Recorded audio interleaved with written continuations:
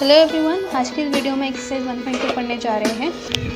हमारी आज की इस वीडियो का सबसे पहला टॉपिक है एम्प्टी सेट, जिसको हम नल सेट भी कहते हैं, ठीक है, और जिसका रिप्रेजेंटेशन 5 के साथ होता है और एम्प्टी सेट के हिसाब से भी होता है। नाउ इसका ये एग्जांपल समझते हैं, एक एग्जांपल के थ्रू समझते हैं। लाइक इफ आई से A is a set in which x is 2 and x where 1 is smaller than x and x is greater than 2। अब इनके बीच में एंड यहाँ पे लिख सकते हैं is a natural number। Now you see, क्या 1 और 2 के बीच में कोई नेचुरल नंबर आता है? नो। सो हम इसको लिखेंगे दिस इज अ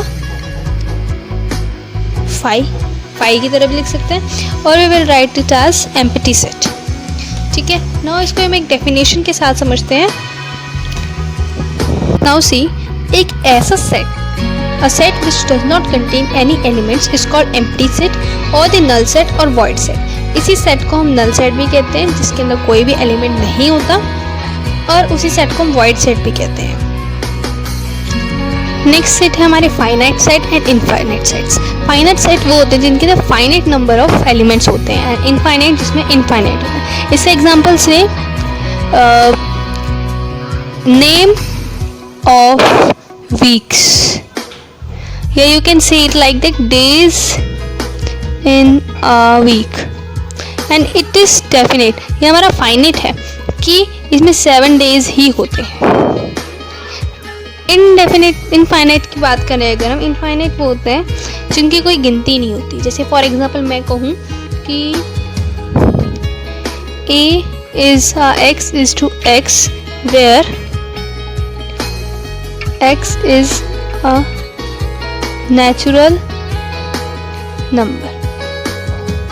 नंबर की हमारी कोई लिमिट नहीं नेचुरल नंबर की, बट इसी अगर यहीं पे मैं इसको लिमिट कर दूँ नेचुरल नंबर टिल 100, तभी फाइनाइट सेट। अगर 100 यहाँ नहीं लिखा है, कोई फाइनाइट नंबर नहीं लिखा, तो ये इनफाइनाइट सेट है। Hope it's clear to you. Now let us see the definition of this. A set which is empty और consist of definite numbers of elements is called finite set. उन्हें हम finite set बोलते हैं, otherwise the set is infinite, जो मैं आपको example के through पीछे समझा चुकी हूँ। Now this is the important term which we have to keep in our mind, that all finite sets cannot be described in roster form. For example, the set of real numbers cannot be described in this form because the elements of the set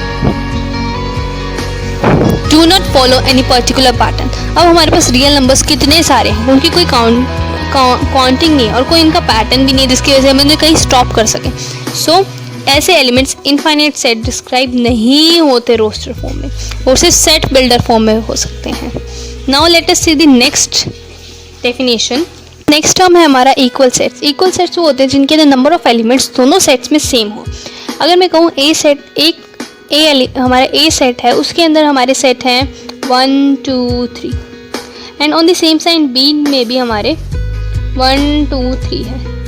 so the both are equal sets, right. On the same side अगर A के हमारे सी के अंदर 3 9 5 है, and D में हमारे 5 3 9 है, तो क्या ये दोनों इक्वल है? यस, बिकॉज जो हमारे सेट्स होते हैं इनके अंदर कोई ऑर्डर नहीं होता, उनके अंदर कोई फिक्स ऑर्डर नहीं होता, रीअरेंजमेंट हो सकती है। So these are also equal set and these are also equal set. Now let us see the definition. Now a set of A and B are said to be equal if they have exactly the same elements and hence said to be equal sets। Equal sets को हम लिखते हैं let A and B are equal, so we write it like this।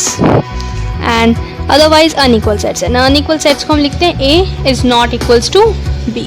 Hope it's clear to you। Now point to be noted, a set does not change if one or more elements of the sets are repeated।